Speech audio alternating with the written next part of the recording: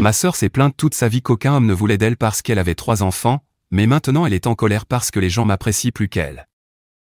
Bonjour, j'ai 48 ans et j'ai une sœur cadette, Diana, qui en a 46. Diana et moi ne nous sommes jamais bien entendus étant enfants. Elle a toujours été trop prétentieuse et un peu cruelle avec moi, alors nous nous sommes éloignés l'une de l'autre dès que nous sommes partis faire nos études.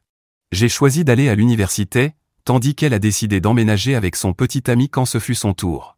Heureusement que son petit ami était financièrement stable, car nos parents n'auraient jamais pu lui payer un loyer pour qu'elle vive seule. Mais elle avait clairement fait savoir à nos parents qu'elle ne s'intéressait pas à leurs opinions sur sa vie et qu'elle ferait ce qu'elle voulait. Donc, nos parents n'ont pas essayé de l'en empêcher et l'ont laissé faire ce qu'elle voulait. Elle a eu des jumelles à 20 ans, puis un garçon à 21 ans, tout en vivant avec son petit ami. Nos parents étaient contents pour elle, mais en même temps, ils étaient un peu inquiets car elle avait maintenant beaucoup de responsabilités et aucun emploi. Elle dépendait entièrement de l'argent de son petit ami pour maintenir son train de vie. Diana n'a jamais épousé son compagnon, et je pense que c'était une erreur, car au moins, elle aurait eu droit à une pension alimentaire après leur séparation. Ils ont dû se séparer après que Diana a découvert qu'il la trompait. Heureusement, il lui a versé la pension alimentaire à laquelle elle avait droit, mais il a choisi de renoncer à ses droits parentaux et de ne plus être père. Les filles avaient alors 3 ans, donc très jeunes, et mon neveu n'en avait que 2. À partir de ce moment-là, ma sœur s'est retrouvée complètement seule et avait besoin de toute l'aide possible pour subvenir à ses besoins.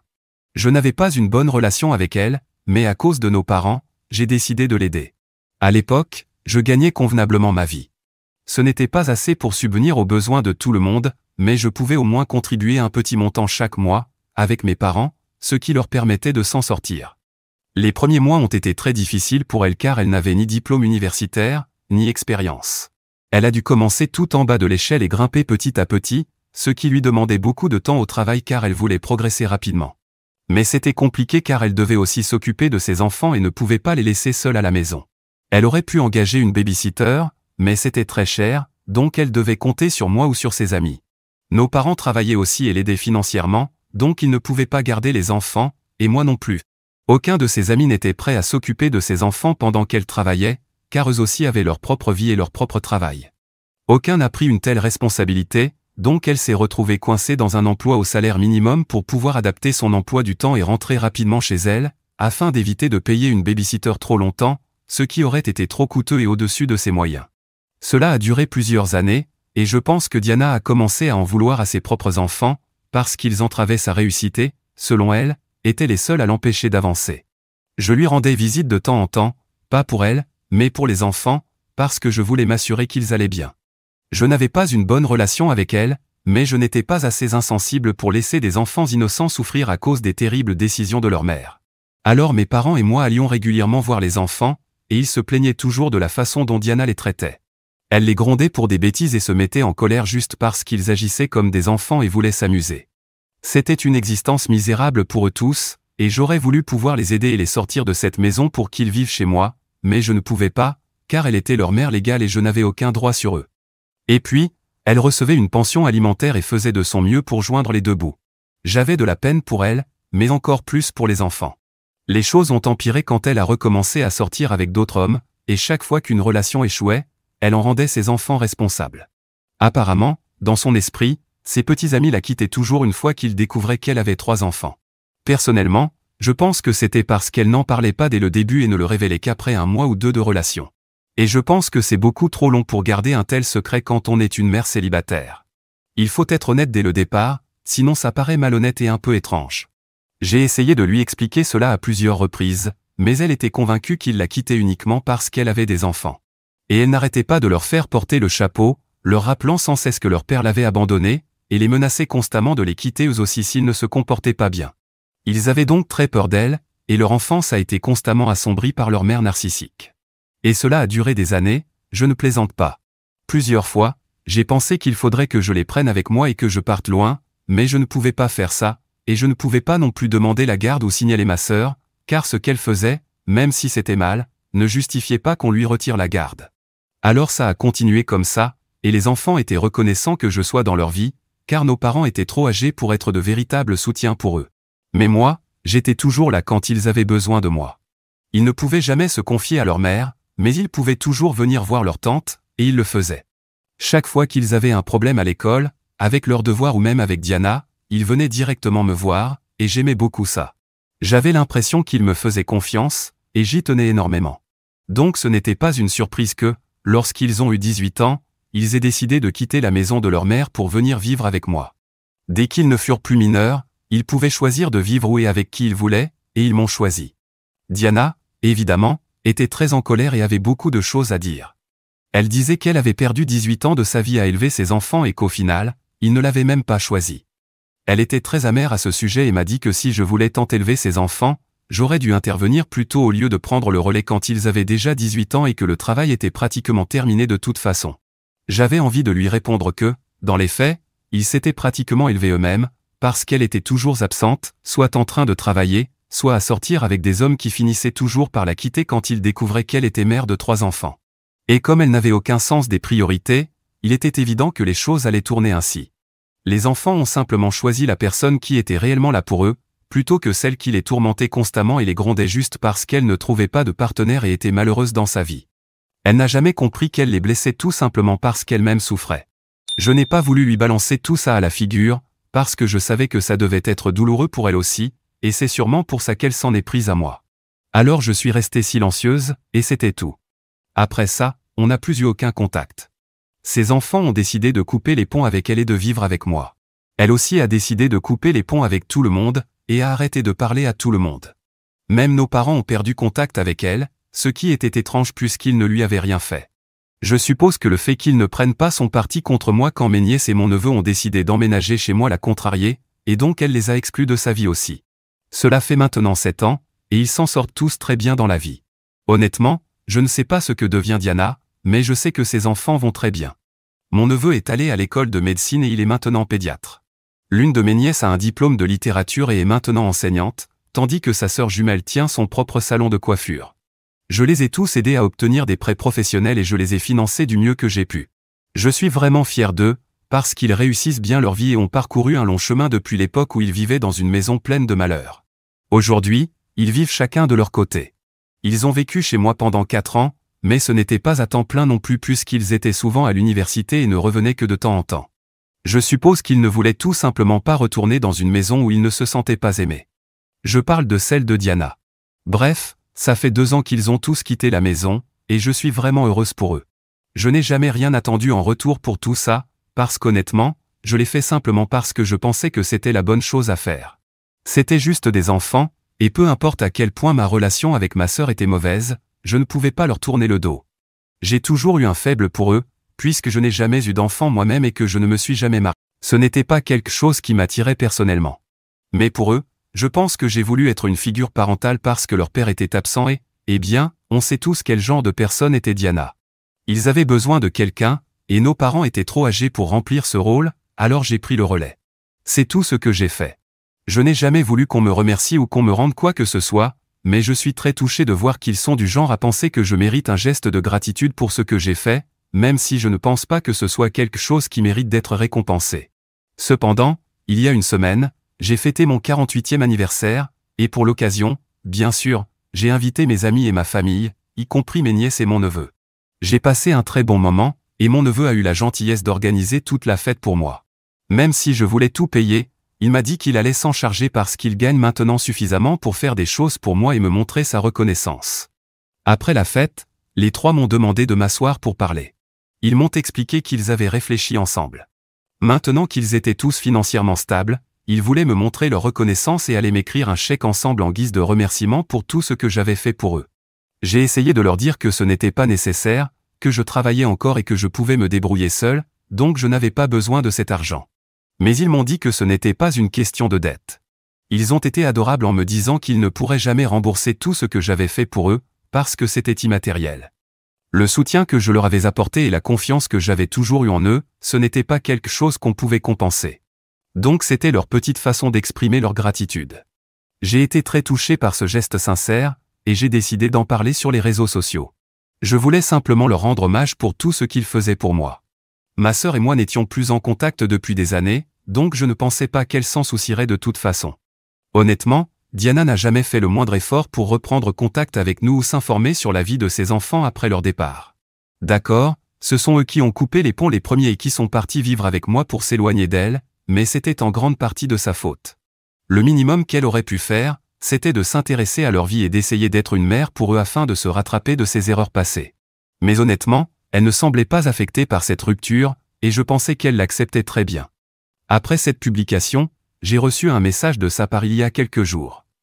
Je ne m'y attendais pas, car comme je l'ai dit, nous n'avions pas été en contact depuis 6 ans. Mais j'aurais dû me douter que dès qu'elle apprendrait que ses enfants sont financièrement stables, elle reviendrait à la charge, flairant l'odeur de l'argent comme un chien pisteur. Dans son message, elle m'a dit qu'elle avait lu ce que j'avais posté, et qu'elle voulait maintenant me parler de ses enfants. Elle a reconnu qu'elle avait fait des erreurs dans le passé et n'avait pas été une bonne mère à l'époque, mais qu'aujourd'hui, elle voulait essayer de reconstruire une relation avec eux. Elle disait vouloir donner une seconde chance à la maternité, car ses enfants lui avaient beaucoup manqué au cours des 6 dernières années. Je ne sais pas combien il y a de vrai là-dedans, parce que si ses enfants lui avaient réellement manqué, elle aurait pu me contacter au moins une fois.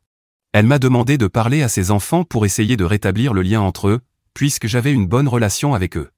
Le moment était plus que suspect, et j'ai choisi d'ignorer ce message parce que j'étais vraiment contrarié par ce qu'elle essayait de faire, c'était tellement évident. Quand je n'ai pas répondu à son message, elle m'a appelé dans l'après-midi, et là, j'ai craqué. Elle m'a répété qu'elle voulait que je parle à ses enfants pour qu'ils reprennent contact avec elle, et je lui ai dit que je n'allais rien faire de tel, parce que je savais exactement ce qu'elle cherchait et j'étais parfaitement consciente qu'elle ne revenait que pour leur argent. Elle ne se souciait absolument pas de leur bien-être, elle faisait semblant de s'intéresser à eux uniquement pour pouvoir les approcher, et par eux, je parle de leur compte bancaire. Elle n'avait aucun intérêt réel à redevenir mère. Si elle regrettait vraiment ce qu'elle avait fait, elle les aurait contactés directement au lieu de passer par moi. Elle n'était même pas capable de mettre sa fierté et son ego de côté, elle attendait encore que ses enfants fassent le premier pas vers elle, alors que c'était elle qui avait commis toutes les erreurs au départ. C'était incroyable à quel point elle se sentait légitime. Elle a essayé de se disputer avec moi en disant qu'elle ne s'intéressait pas à leur argent, et que c'était insultant de ma part de le suggérer. Mais je lui ai dit que je ne le suggérais pas, j'en étais certain, parce qu'elle était complètement transparente, et j'étais dégoûté et esséuré par ce qu'elle essayait de faire. Ensuite, elle a tenté de dire qu'en lui volant ses enfants à l'époque, je lui avais tout volé, et que maintenant je lui volais aussi une fortune. Je lui ai donc répondu que je n'avais pas besoin d'argent, et qu'au début, j'avais hésité à accepter le chèque, mais qu'à présent, j'allais tout prendre, parce qu'elle ne le méritait pas. Aujourd'hui, elle pleure sur les réseaux sociaux et raconte à tout le monde ce que j'ai dit, en essayant de me faire passer pour le méchant de l'histoire. Certains de nos proches pensent même que je suis allé trop loin dans mes propos, que j'ai eu l'air un peu avide, et qu'apparemment je lui dois des excuses, ce qui me semble complètement absurde. Et c'est pour ça que je suis ici, pour demander si je suis vraiment la mauvaise personne d'avoir dit à ma sœur qu'elle ne méritait pas l'argent que ses enfants avaient décidé de me donner. Mise à jour 1. J'ai donc parlé de cet incident avec mon neveu et mes nièces, comme certains commentaires me l'avaient suggéré. Ils m'ont dit qu'ils en avaient déjà entendu parler par quelques membres de la famille, et qu'ils avaient envisagé de m'en parler, mais n'en avaient tout simplement pas eu le temps. Cependant, maintenant que je les ai appelés et que nous avons discuté, ils m'ont dit qu'ils pensaient que j'avais bien fait. Mon neveu a été très direct dans ses propos et m'a dit qu'il n'avait jamais considéré sa mère comme une figure maternelle dans sa vie, ça avait toujours été moi, parce qu'elle n'avait jamais été là pour lui. Ma nièce était d'accord avec lui. C'est toujours lui qui est le plus direct du groupe, donc ce n'était pas surprenant que tout vienne de lui. Mes nièces étaient trop émues pour parler, mais lui était vraiment en colère et bouleversé. Il m'a dit que Diana n'avait aucun droit de venir me parler, car elle n'avait même jamais fait le strict minimum et que malgré le fait qu'elle recevait une pension alimentaire de leur père, elle passait son temps à les critiquer et à leur faire se sentir mal simplement parce qu'ils existaient. Et ce n'était même pas de leur faute, ce qui est tout à fait vrai. Donc ils pensent que j'ai eu raison, et ils m'ont dit qu'ils ne comptaient pas recontacter leur mère, peu importe ce qui se passait. Ils m'ont également dit que je devais me défendre et raconter ma version de l'histoire en ligne, puisque riant, Diana avait décidé de me dénigrer sur les réseaux sociaux, et que c'était le meilleur moyen de faire passer le message, donc je suppose que c'est ce que je vais faire. Je suis vraiment heureux qu'ils aient décidé de me soutenir, car mes parents, eux, refusent de s'en mêler et m'ont dit qu'ils ne voulaient pas être impliqués. Je trouve ça étrange, car Diana n'a même jamais repris contact avec eux après que ses enfants l'aient coupé de leur vie, et je trouve leur position neutre un peu bizarre, étant donné qu'ils n'ont eu aucun contact avec elle depuis 6 ans. J'ai été un peu déçu, mais bon, au moins mes nièces et mon neveu sont de mon côté. Maintenant, concernant une question que beaucoup de gens m'ont posée, pourquoi je n'ai pas demandé la garde et fait retirer les enfants de chez Diana si je savais qu'elle était une mauvaise mère et qu'elle ne les traitait pas bien? Eh bien, j'ai mentionné dans mon post que même si ce qu'elle faisait n'était pas bien, cela ne relevait pas de la maltraitance, de la négligence ou de la torture. Elle était simplement constamment désagréable avec eux et pas vraiment disponible émotionnellement en tant que parent. Peut-être que j'aurais pu demander la garde, mais il aurait été très peu probable que je l'obtienne. Les tribunaux veulent généralement maintenir les familles unies, et dans ce cas, ils avaient déjà perdu un parent. Leur père avait disparu de leur vie, et leur mère était le seul parent biologique restant. Naturellement, le tribunal aurait voulu maintenir la famille unie, et je savais pertinemment que si je lançais une procédure contre elle ou prenais des mesures légales, elle s'assurerait immédiatement que je ne vois plus jamais les enfants. Elle les aurait emmenés très loin de moi, et il était déjà peu probable que je puisse les lui retirer et obtenir la garde complète. Donc cela aurait simplement mis les enfants dans une situation très risquée, et j'ai préféré jouer la sécurité en restant en contact avec eux et en étant toujours là pour eux. Je ne sais pas si c'était la meilleure décision sur le long terme, mais à l'époque, c'était la seule solution qui me paraissait viable. Peut-être qu'il y avait de meilleures options, mais c'est celle que j'ai choisie, parce que je pensais faire ce qui était juste. Ça n'a pas été facile pour moi, et pendant des années, j'ai hésité à demander la garde ou à faire en sorte qu'ils soient placés dans un autre foyer. Mais on ne peut jamais prévoir ce qui se serait passé, et j'ai pensé qu'il valait mieux pour eux de rester avec leur mère tout en gardant un lien avec moi et mes parents, plutôt que de risquer quoi que ce soit dans une situation incertaine. J'espère que cela répond à la plupart des questions que les gens m'ont posées. Et peut-être que je passe pour le méchant dans cette histoire, mais franchement, ça m'est égal. Je sais que les enfants vont bien maintenant, et j'ai fait tout ce que je pouvais pour les rendre heureux et en sécurité. J'ai toujours été là pour eux, donc je n'ai aucune raison de me sentir coupable de quoi que ce soit. Mise à jour 2. Cela fait une semaine depuis le message de Diana, et aujourd'hui, j'ai reçu plein d'appels de la part de membres de la famille et de gens qui lui ont parlé, me disant à quel point j'avais eu tort, et ce genre de choses. Je commençais à en avoir assez, et j'ai été très occupé par le travail, c'est pourquoi je n'avais pas encore fait de publication. Mais aujourd'hui, j'ai décidé que c'en était assez. Après une brève discussion avec mon neveu et mes nièces, j'ai finalement décidé de publier ma version de l'histoire, et, dans un sens, la leur aussi. Parce que je ne pense pas que quiconque dans la famille savait vraiment ce que ces enfants avaient traversé pendant leur enfance, toutes les moqueries qu'ils avaient dû endurer chaque jour simplement parce que Diana avait choisi de tomber enceinte jeune et d'abandonner tout pour son petit ami de l'époque. Et malgré tout cela, elle continuait de rejeter la faute sur les autres pour ses propres décisions, en essayant de faire croire qu'elle faisait tout ce qu'elle pouvait pour être une bonne mère. Mais en réalité, elle n'a jamais été là pour eux.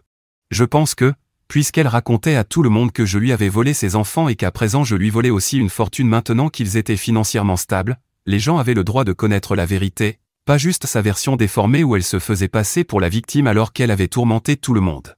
On me jugeait déjà pour beaucoup de choses parce que les gens ne connaissaient que sa version et avaient de la sympathie pour elle. Mais en réalité, c'est moi qui méritais de raconter mon histoire, avec ses enfants. Alors j'ai tout écrit il y a quelques heures et j'ai publié mon message. Pour l'instant, elle n'a rien dit, et les seuls messages que j'ai reçus viennent des mêmes personnes qui me jugeaient auparavant. Et maintenant, soudainement, ils ont changé d'avis et essaient de me dire qu'ils m'ont jugé trop vite et qu'ils veulent s'excuser. Mais honnêtement, ça ne veut rien dire pour moi. Je voulais juste qu'ils sachent la vérité. Je me fiche de ce qu'ils pensent de moi, mais c'était important pour moi de dire ce que j'avais sur le cœur et de partager comment Diana avait traité ses enfants, c'est d'ailleurs pour cela qu'ils ne sont plus en contact avec elle. Maintenant que tout est dit, je suis prêt à tourner la page.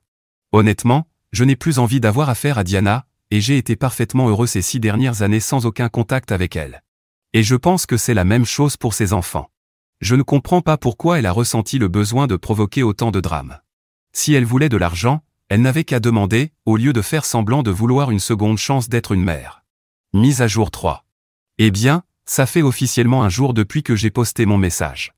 Aujourd'hui, j'imagine que Diana s'est enfin réveillée et a décidé de réagir. Au lieu de me contacter directement, elle a préféré rester dramatique et a commencé à commenter la publication, essayant de faire croire que je mentais, etc. Mais ça n'a pas marché. Évidemment, dès qu'elle a commencé à commenter, ses enfants ont répondu en lui rappelant des incidents très précis de leur enfance où elle avait été horrible avec eux. Ça a duré environ 1 heure, et honnêtement, je ne me suis même pas senti mal, personne ne l'a été, parce que mon neveu, mes nièces et moi avons vraiment savouré le moment. Ils l'ont complètement humiliée, et il n'y avait aucun moyen pour elle de s'en sortir avec ses mensonges, parce que chaque mensonge qu'elle a tenté de raconter pour me faire passer pour le méchant a été immédiatement démonté. J'ai eu la chance d'avoir posté ça pendant le week-end, parce que sinon, peut-être qu'on n'aurait pas pu se défendre aussi rapidement. Bref, ça a duré 1 heure environ, et après ça, elle a commencé à supprimer ses commentaires pour que les gens ne puissent pas voir ses mensonges. Mais c'était trop tard, car beaucoup avaient déjà vu ce qui se passait dans les commentaires, et j'imagine qu'elle a aussi commencé à être critiquée par d'autres. Elle a continué à supprimer ses commentaires et à tout retirer, puis elle m'a finalement bloqué, ainsi que ses propres enfants. J'imagine que c'était sa manière de se rendre, et je suis content qu'elle ait choisi de le faire, car dans une confrontation avec nous, elle n'aurait jamais gagné, que ce soit moralement ou autrement. Je pensais vraiment que supprimer les commentaires serait la fin de notre interaction, mais après cela, elle a aussi décidé de me contacter directement. Elle m'a envoyé un message pour me dire qu'elle espérait que j'étais content maintenant, puisque je l'avais fait passer pour la méchante et que tout le monde la détestait. J'ai trouvé ça très ironique venant d'elle, puisque c'est exactement ce qu'elle avait tenté de faire en premier. C'est elle qui a commencé, et maintenant, juste parce que j'ai décidé de lui rendre la monnaie de sa pièce, elle ne peut pas le supporter. Je ne comprends même pas pourquoi certaines personnes créent du drame alors qu'elles ne sont pas capables d'en assumer les conséquences. Bref, j'ai ignoré le message, et c'est ce que nous allons tous continuer à faire, l'ignorer pour le reste de nos vies, parce qu'elle ne mérite même pas notre attention. Elle l'a prouvé. Mise à jour 4. Cela fait quelques mois depuis ma dernière mise à jour, et je voulais partager quelques nouvelles choses qui se sont passées. Comme je l'ai dit dans les mises à jour précédentes, je n'avais pas besoin de l'argent que mes nièces et mon neveu m'ont donné, donc j'ai décidé d'en faire quelque chose qui bénéficierait à nous tous. J'ai organisé des vacances et je les ai invités. Je me suis dit que c'était une bonne idée, car ils grandissent, commencent leur carrière et leur vie de famille, et nous n'aurons pas beaucoup d'occasions d'être juste entre nous dans les années à venir. On partagera les fêtes et les célébrations, mais je voulais vivre une dernière expérience rien qu'avec eux. Alors je les ai invités, et ils ont accepté. Nous avons passé une semaine tout frais payé aux Bahamas et nous avons passé un moment incroyable. J'ai tiré des leçons de mes erreurs et je n'ai rien posté sur les réseaux sociaux, mais mes nièces et mon neveu, eux, l'ont fait. Ils ont partagé des photos des plages, des dîners, ce genre de choses. La bonne nouvelle, c'est que Rian n'a commenté aucune photo, bien qu'elle ait fait ses propres publications qui semblaient être des messages indirects. Elle a parlé du fait que parfois la famille vous abandonne, ce genre de choses, mais elle n'a eu que quelques likes et commentaires, car peu de gens sont encore prêts à la soutenir. De notre côté, tout va bien.